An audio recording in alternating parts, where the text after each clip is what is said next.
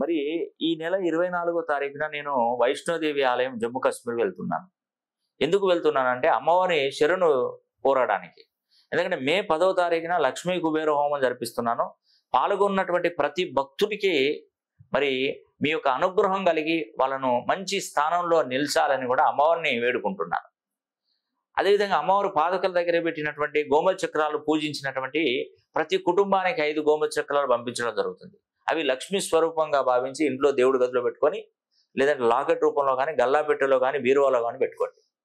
అదేవిధంగా మీకు ఈ మే 10వ తారీఖున ఒక టైం అనేది నేను చెప్తాను. ఆ టైంలో మీరు ఏం చేయాలంటే 72 గంటల పాటు అఖండ దీపాన్ని వెలిగించే బాధ్యత మీది. అదే టైంలో నేను మీ గోత్రనామాలు తీసుకొని ఈ యొక్క లక్ష్మీ కుబేర హోమం అనేది కూడా నేను జరిపిస్తాను. మంచి తిథి అక్షయ తదియ నాడు లక్ష్మీ కుబేర హోమం జరిపించడం ఎంతో మంచి వేళావిశేషం. మే 10వ తారీఖున 2024 సంవత్సరం స్వస్తి శ్రీ క్రోధి నామ సంవత్సరంలో లక్ష్మీ కుబేర హోమం తలపెట్టనున్నాను. ప్రతి ఒక్కరూ లక్ష్మీ కుబేర హోమం చేయించుకొని సంపన్నులు అవ్వండి. మీ గోత్రనామాల పైన జరిపించిన హోమానికి సంబంధించిన వీడియో చిత్రీకరించి మీ వాట్సాప్ నెంబర్లకు పంపించబడుతుంది. లక్ష్మీ కుబేర హోమం జరిపించుకోవడం వలన కలిగేటువంటి ప్రయోజనాలు: మొట్టమొదటి ప్రయోజనము, రుణ బాధల నుండి శాశ్వత విముక్తులవుతారు. వ్యాపారాలు చేస్తున్నటువంటి వారికి కోట్లలో వ్యాపార అభివృద్ధి జరుగుతుంది. ఇంట్లో ఎప్పుడూ ధనానికి ఎలాంటి లోటు కూడా ఉండదు. ఉద్యోగాల కోసం ప్రయత్నిస్తున్నటువంటి వారికి ఉద్యోగ ప్రాప్తి తప్పనిసరిగా ఉంటుంది. విదేశాలకు వెళ్ళాలనుకుంటున్నటువంటి వారు వారి కళ నెరవేర్చుకోవడం జరుగుతుంది. మనం ఇచ్చినటువంటి డబ్బు తిరిగి రావడానికి కూడా చాలా ఉపయోగపడుతుంది.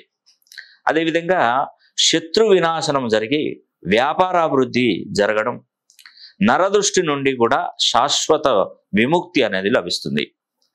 ఆటంకాలు అవుతున్నటువంటి పనులు త్వరగా జరగడం మనకు మంచి చక్కటి వేళ విశేషం. వాహన యోగం, సొంత గృహ నిర్మాణ యోగం కలుగుతుంది. మీ పిల్లలు చదువులో ముందంజలో ఉంటారు.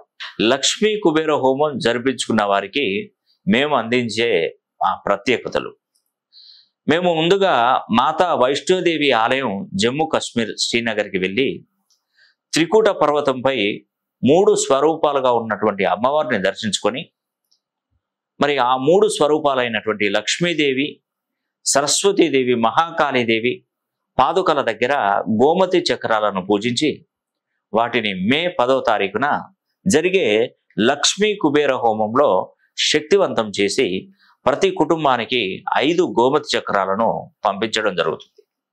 వాటిని మీరు సంపద కొరకై వ్యాపార సంస్థల్లో కానీ, గల్లా పెట్టెలలో కానీ, డబ్బు దాచుకునేటువంటి బీరువాల్లో కానీ, దేవుడి గదిలో ఉన్న కుంకుమ భరణిలో డబ్బాలో కానీ, లేదా వాటిని లాకెట్ రూపంలో కుటుంబ సభ్యులందరూ కూడా ధరించవచ్చు.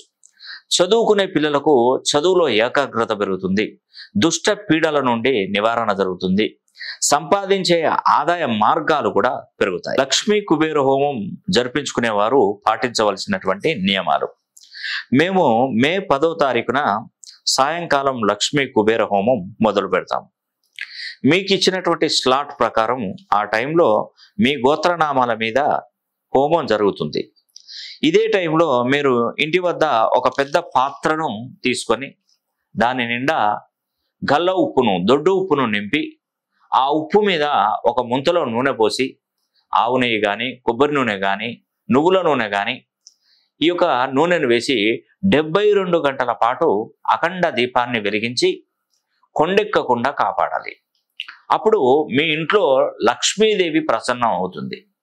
ఇది నర్మదా నది పుష్కర కాలంలో జరగడం అనేది 1000 గజకేసరి యోగాలతో సమానంగా ఉంటుంది.